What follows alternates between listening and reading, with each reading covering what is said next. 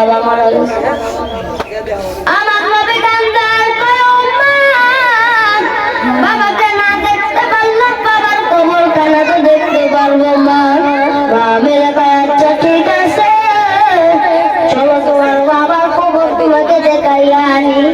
বাবার কবর যখন দেখাইয়া আনতে যায়, বাবার কবর দেখা শেষে বাবাকে বলো মুহাম্মদ আর কত দেখবো, আসো আসো। আমার নবী এমন কান্দা কান্দে, যে কান্দা আমার আল্লাহ সহ্য করতে পারে না, আমার নবী কান্দা আমার ফেরেশতারা সহ্য করতে পারে না। এত দয়ার নবী, আল্লাহ তাআলা ওই নবীর কান্দা দেখলে আল্লাহর কান্দা, আল্লাহ তাআলা ওই নবীকে এরকম সৃষ্টি করেছেন। আমার আপনার নবী এত দয়ার, যেই নবী তার বাবার জন্য কান্দে, তার কান্দা দেখে আসমান কান্দে, জমিন কান্দে, গাছপালা কান্দে, ফেরেশতারা কান্দে, আল্লাহও কান্দে।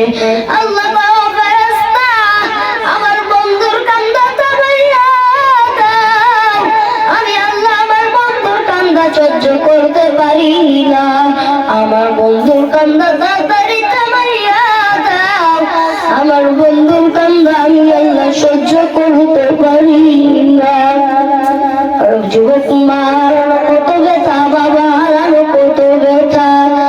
আমার নবী অবশেষে কান্দারে থামাইয়া ঘোড়ার উপরে উল্টা যখন রওনা হয়ে গেল বাসায় যাওয়ার জন্য, অর্ধেক রাস্তা আইসা দেখে মা গুলো ছটফট করতেছে, পেটে ব্যথা শুরু। আমার নবী কই মা তুমি কেন কান্দো? বাবেরা কইও মুহাম্মদ কত দেখবি তাই কানে, আর কোনদিন আমাকে দেখতে পারবি না। আমি মা তোর কাছ থেকে বিদায় নিয়ে চলে যাইতেছি। মা বেরা কয় মুহাম্মদ তুই একটু আমার পেটের উপরে আয়, আমি একটু দোয়া কইরা ভিতরে। আমার নবী কান্দে আর কয় মা আজকে বাবার কবর দেখতে আইসা তোমাকে হারাইলাম মা। ও যুবক, মা হারানো কত ব্যথা, বাবা হারানো কত ব্যথা। যার মা নাই, যার বাবা নাই, সে বুঝে মায়ের কত ব্যথা, বাবার কত ব্যথা।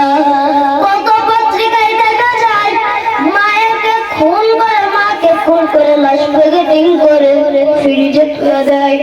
ও যুবক, আছে মায়ের দোয়া নাও। মা যদি দোয়া কোনোদিন বদুয়া দেয়, কোনোদিন হাফেজ হও, মাওলানা হও, কোনোদিন শান্তি কোনোদিন পাবা না। এই যে কত মানুষের ঘরে শান্তি নাই, শান্তি নাই কি জন্য? মায়ের সাথে বিয়াদবি করছে, মা বদুয়া দিছে, তাই জন্য শান্তি নাই।